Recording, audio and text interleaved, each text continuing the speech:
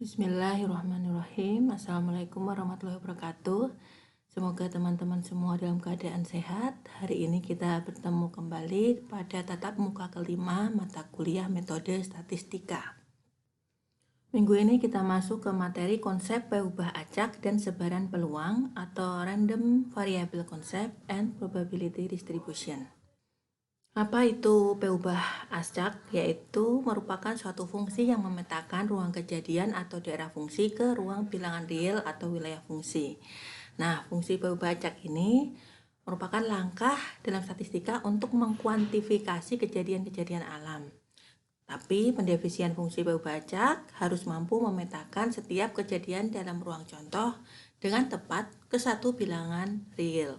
Nanti kita lihat dari ilustrasi.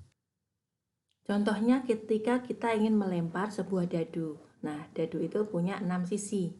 6 sisi kita misalkan S1, sisi 1, sisi 2, sisi 3, sisi 4, sisi 5, dan sisi 6. Nah, kemudian salah satu peubah acak yang dapat dibuat adalah X, di mana munculnya sisi dadu yang bermata genap kita beri nilai 1, jika muncul ganjil 0. Maka pemetaan fungsi X digambarkan sebagai berikut. Pertama ada daerah fungsi. Daerah fungsi di sini semua sisi kita tulis. S1, S2, S3, S4, S5, S6.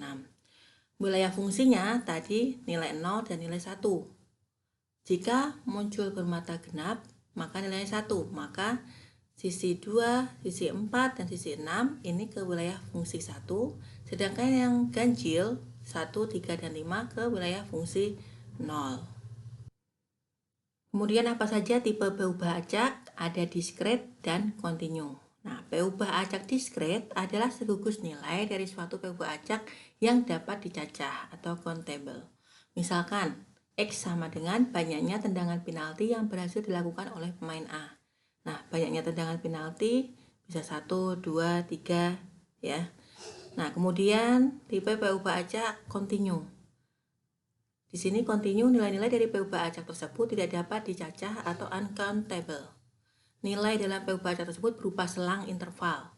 Misalkan X sama dengan tinggi badan dalam kurung cm. Nah, di sini nilainya belum bisa dicacah karena berupa selang interval. Tinggi badan seseorang misalnya mulai dari bayi hingga besar, mulai dari 30 cm hingga berapa? 170 atau 180 cm. Jadi dalam bentuk interval untuk kontinu. Selanjutnya kita bahas satu persatu. Pertama, peubah acak diskret. Misalkan X adalah suatu peubah acak diskret, maka fungsi peluang dari peubah acak diskret akan menampilkan nilai dan peluang dari peubah acak tersebut. Kemudian jumlah total nilai peluang dari semua kemungkinan nilai peubah acak sama dengan 1. Peluang dari sembarang kejadian dapat dibentuk dengan menambahkan peluang dari kejadian yang membentuk sembarang kejadian. Kemudian sebaran peluang peubah acak X tergantung dari sebaran peluang kejadiannya. Contohnya tadi pada pelemparan sebutir dadu yang setimbang, di mana diminta menghitung sebaran peluang dari peubah acak X yang kemudian kita jabarkan tadi nilai 0 jika muncul sisi dadu ganjil. Nilai 1 X sama dengan 1 jika sisi dadu genap. Maka peluang sisi 1 muncul pastinya 1/6 ya. Sisi 1 dibagi 6 sisi. Kemudian peluang muncul sisi 3 1/6 juga. Peluang sisi 5 yang muncul 1/6 juga. Total 3/6. Begitu juga X sama dengan 1 kita hitung peluang munculnya sisi genap 2, 4, dan 6. Pasti sama 1/6 tambah 1/6 tambah 1/6. Total 3/6. Jika kita jumlahkan 3/6 tambah 3/6 sama dengan 1. Sesuai dengan tadi total sebaran peubah acak sama dengan 1. Nah, kemudian kita masukkan ke tabel. Peluang kejadian dari setiap sisi adalah 1/6. Nilainya beda-beda, untuk ganjil 0, untuk genap 1. Maka total X akan bernilai 0, peluangnya adalah setengah. Peluang X sama dengan 1, nilainya adalah setengah juga dari 3/6 tadi. Kemudian apa itu nilai harapan PU acak? Nilai harapan PU acak adalah pemusatan dari nilai PU acak jika percobaannya dilakukan secara berulang-ulang sampai tak berhingga kali.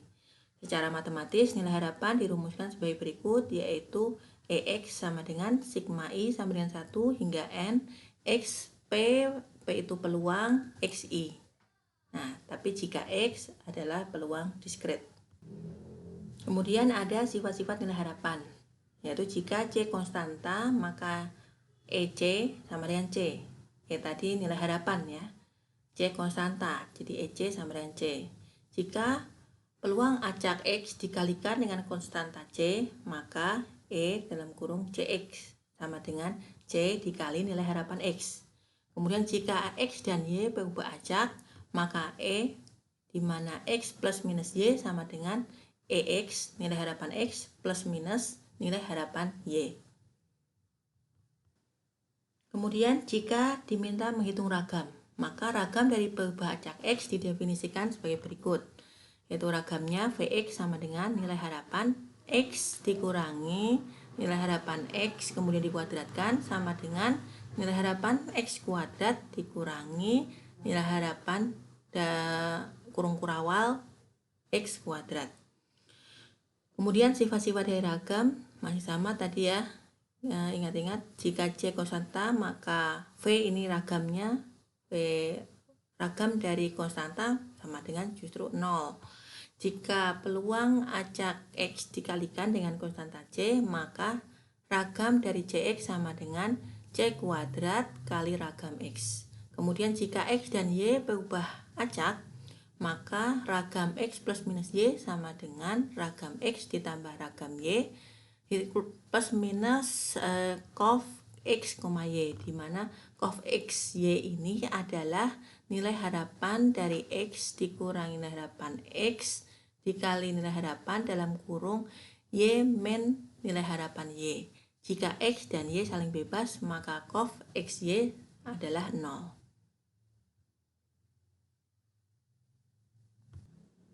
Contoh hitungannya sebagai berikut. Jika diketahui distribusi peluang dari sebuah PU acak seperti tabel di bawah ini. Ini nilai PU acak X.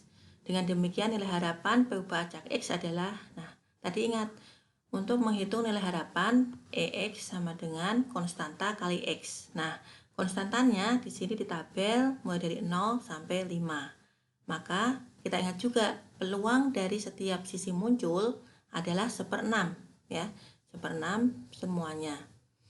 Maka kita kalikan konstanta 0 dikalikan dengan peluang.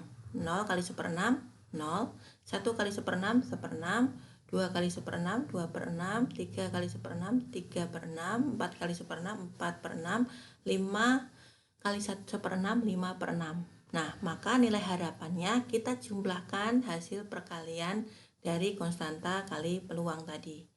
Maka sama dengan 15/6. Nah, kemudian kalau ditanyakan nih, konstantanya bukan X tapi 3X, maka tinggal kita kalikan 3 kali EX, yaitu 15/6 dikali 3 sama dengan 45/6. Nah, kalau ditanya ragamnya, kita ingat-ingat rumus ragam tadi dalam kurung X kuadrat dikurangi EX kuadrat. Nah, dalam kurung X kuadrat, jadi yang dikuadratkan adalah nilai X-nya. Jadi 0 kuadrat tetap ya, 0. Nah, kemudian nilai X-nya dikuadratkan 1 kuadrat, peluangnya 1/6, 1/6. Dikalikan 1 kali 1/6. Kemudian X-nya yang ketiga, X kuadrat yang ketiga 2 kuadrat sama dengan 4. Maka di sini 4 kali 1/6, 4/6. Kemudian yang ketiga X kuadratnya 3 kuadrat 9/6. Kemudian yang keempat 4 kuadrat sama dengan 16, 16 kali PX nya 16/6. Kemudian terakhir 5 kuadrat kali 1/6 25/6. Nah, kemudian dikurangi EX kuadrat. EX nya adalah 15/6, maka 15/6 nya dikuadratkan, Maka hasilnya 55 per 6 dikurangi 225 per 36, samakan penyebut menjadi 36, menjadi 105 per 36. Nah, coba teman-teman ulangi perhitungannya untuk latihan. Nah, peluang diskret itu ada beberapa macam, yaitu antara lain Bernoulli, binomial, dan Poisson. Nah, kita akan pelajari masing-masing. Pertama, sebaran peluang Bernoulli. Jadi, pada sebaran peluang Bernoulli ini kita mengamati kejadian biner. Binernya ada dua, artinya sukses atau gagal.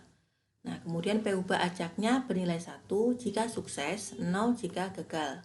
Kita misalkan P adalah peluang sukses, Q adalah peluang gagal. Maka fungsi peluang Bernoulli dituliskan sebagai berikut, yaitu peluang X, P sukses. Jadi peluang X sukses sama dengan P pangkat X kali Q peluang gagal kali pangkat 1 min X, di mana X sama dengan 0 atau 1. Nilai harapan X sama dengan P atau peluang suksesnya, dan ragam X sama dengan peluang sukses dikali peluang gagal atau 1 min P. Contoh kejadian biner.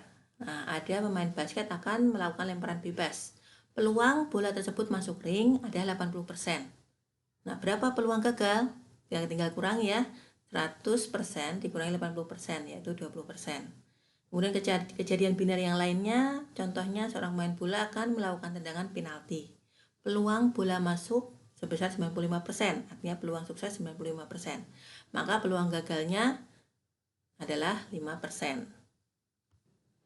Peluang diskret yang kedua adalah sebaran peluang binomial. Nah, apa bedanya dengan Bernoulli? Jadi kalau Bernoulli tadi hanya satu kejadian, sukses dan gagal. Untuk peluang binomial ini terdiri dari N kejadian Bernoulli yang saling bebas. Artinya lebih dari satu peluang sukses dan gagal. Nah, jadi kalau ada kegiatan di mana menentukan sukses atau gagal, ternyata kegiatan ada banyak, maka kita menggunakan sebaran peluang binomial. Maka P ubah acak binomial di sini adalah jumlah dari kejadian sukses. Kalau Bernoulli tadi cuma 0 dan 1, untuk binomial bisa sampai N seterusnya. 0, 1, 2, 3, 4, 5, dan seterusnya. Sehingga fungsi peluang dalam kejadian binomial dituliskan dengan rumus sebagai berikut, yaitu peluang X, di mana X terjadi beberapa kali N, maka peluang suksesnya P sama dengan C dalam kurung N itu banyaknya kegiatan atau kejadian, X dikalikan peluang sukses pangkat X dikali peluang gagal pangkat N min X, di mana X sama dengan 0, 1, 2, 3, dan seterusnya. Kemudian C NX sama dengan N faktorial, artinya jumlah kejadian faktorial dibagi X faktorial dalam kurung N min X faktorial. Kemudian nilai harapan X sama dengan N kali peluang sukses, ragam X sama dengan N kali peluang sukses dikali peluang gagal atau 1 min. Contoh dari peluang binomial ini contohnya, kalau tadi pada Bernoulli peluang sukses melempar 1 kali. Nah, ternyata ada 3 pemain berusaha untuk memasukkan bola basket di dalam ring. Nah, diminta menghitung peluang sukses setiap kali melakukan lemparan bebas. Nah, jadi di sini kita menghitung lemparan bebas yang sukses dari 3 lemparan pemain tersebut. P-nya adalah peluang sukses. Maka yang pertama, S ini sukses ya, G-nya gagal. X sama dengan 3, artinya tiga-tiganya, lemparan 3-nya sukses. X sama dengan 2, artinya yang sukses hanya 2 lemparan. X sama dengan 1, artinya yang sukses hanya 1 lemparan. X sama dengan 0, artinya tidak ada lemparan yang masuk ke dalam ring. Maka kita masukkan ke dalam rumus menghitung peluang binomial X, peluang sukses. Ketika peluang sukses sama dengan 3, dengan kombinasi 3-3 ya, di mana N3, X-nya 3, maka kita hitung 3 faktorial dibagi 3 faktorial kali 3 dikurangi 3 faktorial. Kalau 3 kurangi 3 itu sama dengan 0, 0 faktorial sama dengan 1 kan? Ya. Kemudian dikali peluang sukses P pangkat 3 karena X-nya 3. Kemudian dikali 1 min P atau Q atau peluang gagal pangkat N min X. N-nya 3 dikurangi 3 sukses. Tuh. Selanjutnya, kalau menghitung X sama dengan 2, maka kombinasi 32, di mana 3 faktorial dibagi 2 faktorial kali 3 min 2 faktorial. Kemudian dikalikan peluang sukses pangkat X, X-nya 2, dikali peluang gagal 1 min P pangkat N min X, di mana N-nya 3, X-nya 2. Begitu juga seterusnya untuk X sama dengan 1. Di mana ketika Px sama dengan 1, maka 3 faktorial dibagi 1 faktorial kali 3 min 1 faktorial atau kombinasi 31 dikali P pangkat X, P pangkat 1 dikali 1 min P atau peluang gagal pangkat N min X, 3 dikurangi 1. Nah, kemudian kalau ditanya nilai harapan X, yaitu N kali P, di mana N-nya 3 kali P. Nanti P-nya adalah hasil hitungan di atas. Kemudian sebaran peluang yang ketiga adalah Poisson. Di sini terdiri dari hasil percobaan yang terjadi selama suatu selang waktu tertentu atau di daerah tertentu. Nilai peluangnya bergantung pada nilai mu atau ragam. Kemudian sebaran peluang bagi atau nilai tengah ya, maaf mu-nya. Nilai tengah, kalau mu kuadrat baru ragam. Kemudian sebaran peluang dari perubahan acak Poisson dapat dituliskan sebagai berikut, yaitu peluang X, mu sama dengan E pangkat min mu kali mu pangkat X per X faktorial, di mana X sama dengan 1, 2, dan seterusnya. Setelah perubahan acak diskret, kita masuk ke perubahan acak kontinu. Misalkan X adalah suatu perubahan acak kontinu, maka fungsi peluang dari perubahan acak kontinu tersebut merupakan fungsi kepekatan peluang.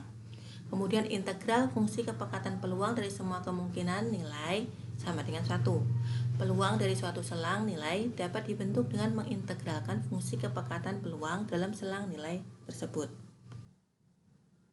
Nah, seperti apa sebaran normal? Jadi, ketika dibuat grafik, maka sebaran normal bentuknya akan simetrik, di mana min, median, dan modus berada dalam satu titik, yaitu berada di tengah, sehingga setimbang antara kurva yang ke kanan dan yang ke kiri. Kemudian fungsi kepekatan peluang dapat dituliskan sebagai berikut, di mana f, x, mu atau nilai tengah, to kuadrat atau ragam sama dengan 1 per akar 2 pi to kali E pangkat min setengah kali X min mu per to kuadrat. Kemudian peluang merupakan luasan di bawah kurva kepekatan normal, di mana peluang X lebih besar sama dengan A, lebih kecil sama dengan B, sama dengan integral AB, di mana fx kali dx sama dengan fb min fa. Ini tidak usah diapakan, ini penjelasan dari sebaran normal.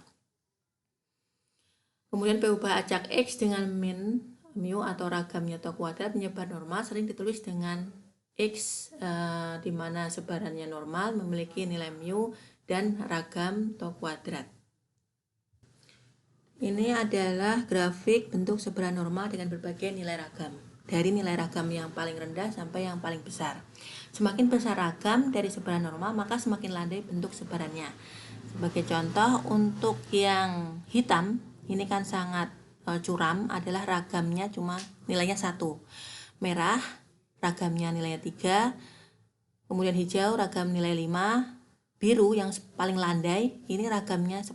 Nah, artinya semakin besar nilai ragam akan membentuk kurva normal semakin landai.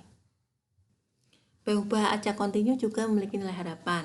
Nah, kemudian nilai harapan tersebut bersifat jangka panjang dan secara sistematis nilai harapan dirumuskan sebagai berikut, yaitu nilai harapan X sama dengan integral X i kali F kali XI dx, di mana X peluang acak kontinu. Kemudian setiap perubahan acak normal memiliki karakteristik yang berbeda-beda. Nah, perhitungan peluang di sini akan sulit.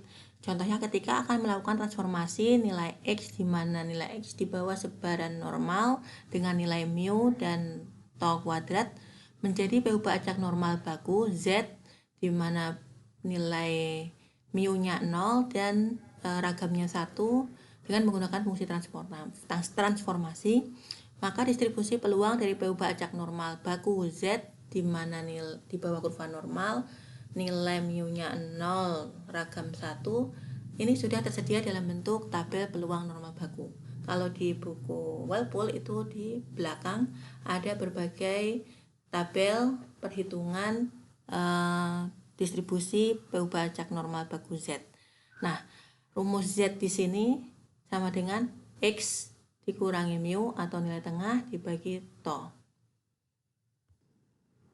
Kemudian bagaimana cara penggunaan tabel normal baku? Nah, teman-teman yang sudah memiliki buku Walpole, silahkan dibuka Walpole halaman 470. Itu ada tabel A4, wilayah luas di bawah kurva normal. Maka akan muncul, ini salah satu contoh nilai tabel yang diambil dari buku Walpole, di mana nilai Z-nya min 2,6, min 2,5, dan min 2,4. Kemudian penjelasannya ya, kolom pertama ini adalah nilai Z, ya.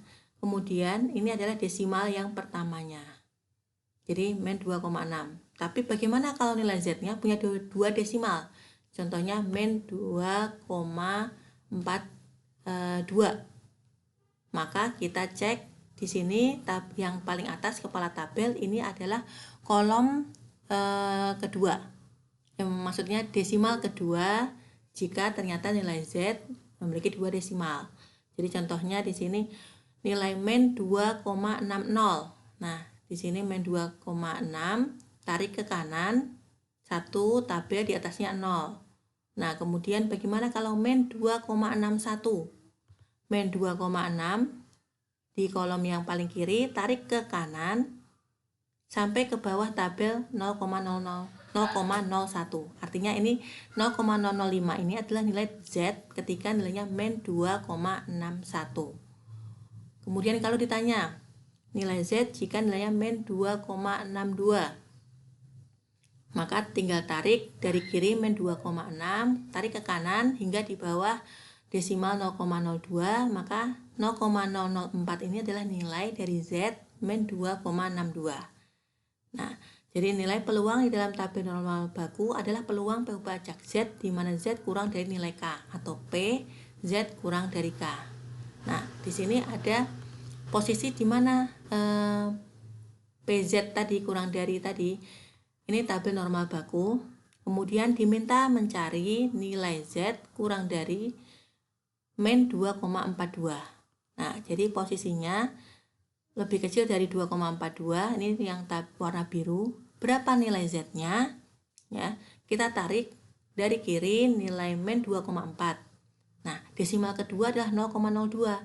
Maka tarik ke kanan hingga di bawah tabel desimal kedua 0,02.